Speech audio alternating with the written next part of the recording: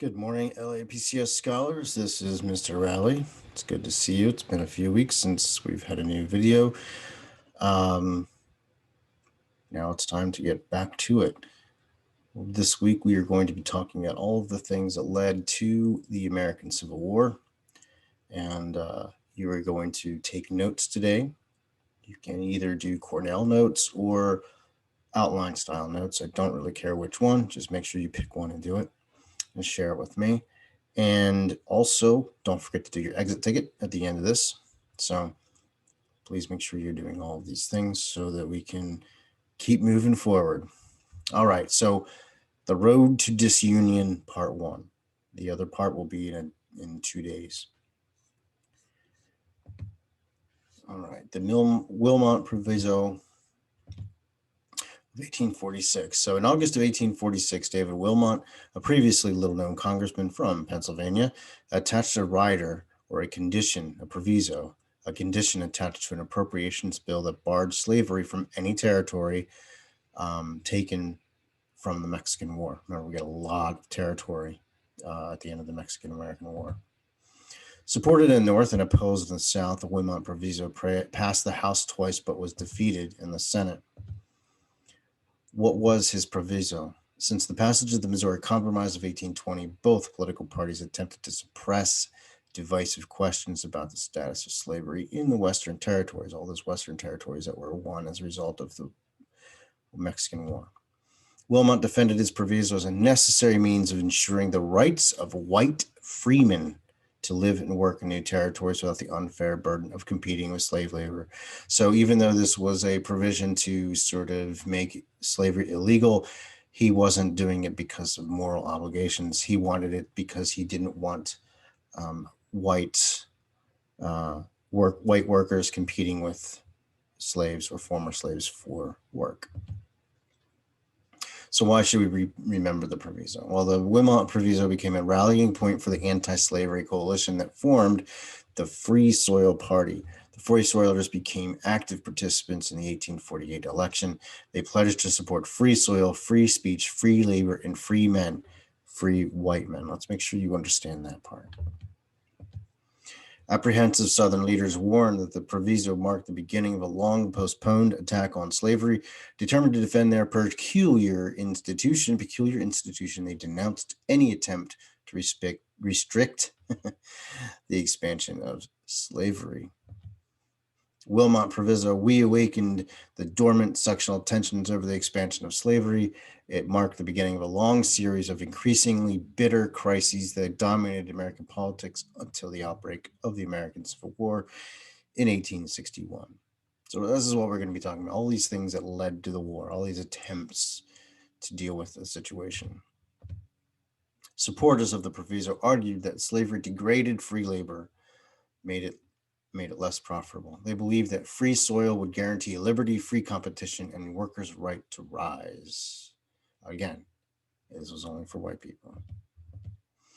Growing sectional differences between the North and the South over, Compromise of 1850. We need to make sure that we are reading the little title there.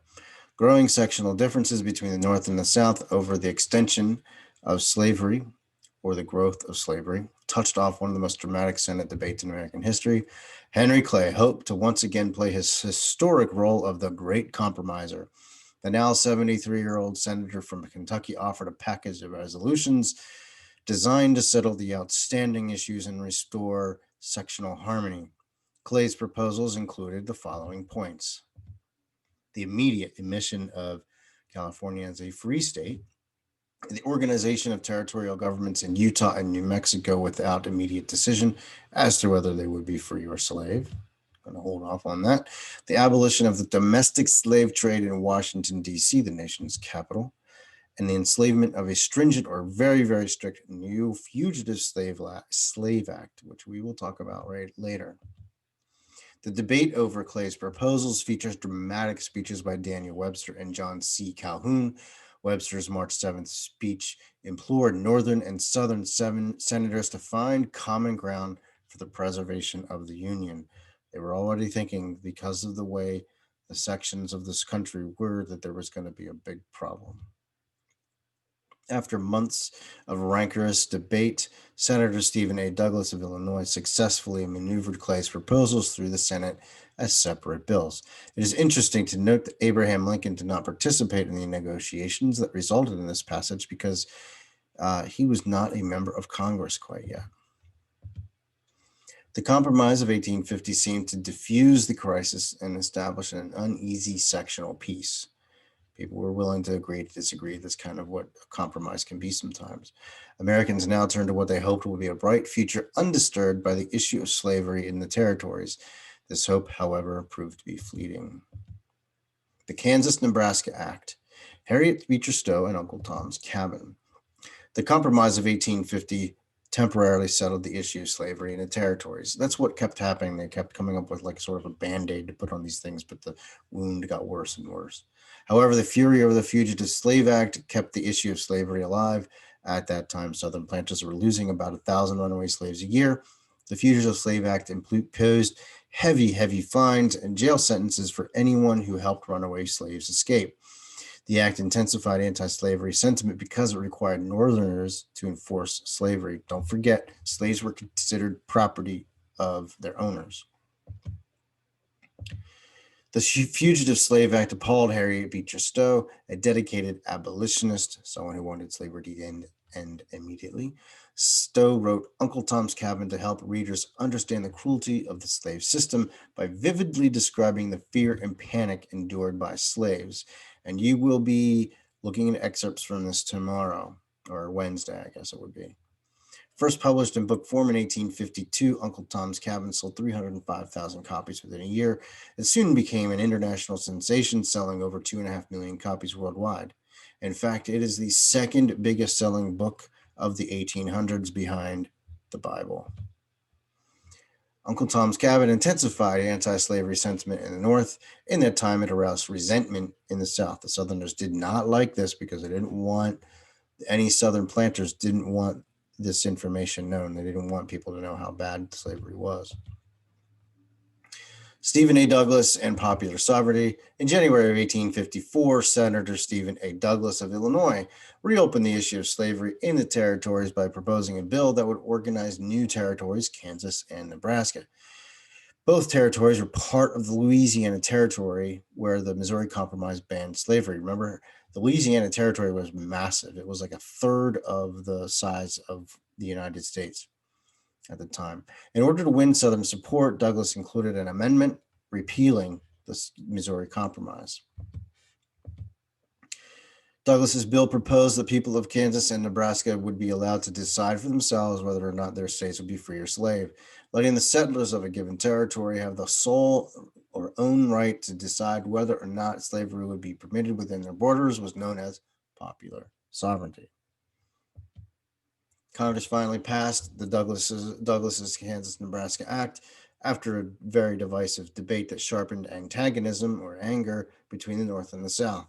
Douglas was indifferent to the moral issues raised by slavery. His primary interest was to secure Southern support for a transcontinental railroad terminus in Chicago. So I need to reiterate this. Oftentimes, the anti-slavery push was not because of a moral thing where people cared about the slaves themselves. There was usually some sort of something profitable in it for the individual. That doesn't mean that it wasn't important, though. You know, when you look at the reasons behind it, the motivation behind it might not have been so sweet and moral and everything, but it turned into something that was. Momentous consequences. The Kansas-Nebraska Act broke an uneasy truce between the North and the South. Indignant or outraged Northerners denounced the act as a violation of the Missouri Compromise's sacred pledge to ban slavery. So this was again, things started to blow up again. Kansas-Nebraska Act placed Whigs opposed to slavery in a difficult position. As a result, it destroyed the Whig Party in the Deep South and contributed to the downfall of the party in the North. Remember, the Whigs were a party that were around for quite a while. The Kansas-Nebraska Act mobilized the spontaneous outpouring of a popular opposition in the North that led to the formation of the Republican Party. The anger over the Kansas-Nebraska Act even affected foreign policy for America. The Pierce President Pierce administration hoped to buy Cuba from Spain. American ministers meeting in Austin, Belgium, drew up a secret memorandum. What am I talking? Urging Pierce to invade Cuba if Spain refused to sell the island. When the so-called Ostend Manifesto became public, it ignited a storm of opposition to what seemed like a plot to extend slavery. The public outcry forced Pierce to abandon his plan to obtain Cuba. The rise of the Republican Party. Democrats and Whigs formed a two-party system that dominated American politics from the 1830s to the 1850s. The anger over the Kansas-Nebraska Act dealt the Whigs a fatal blow by leading to the formation of the Republican Party.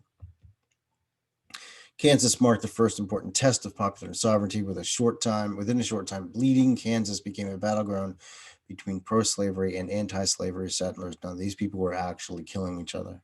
It was sort of a little war right inside the U.S. It was pretty bloody. I mean, bleeding Kansas is well named.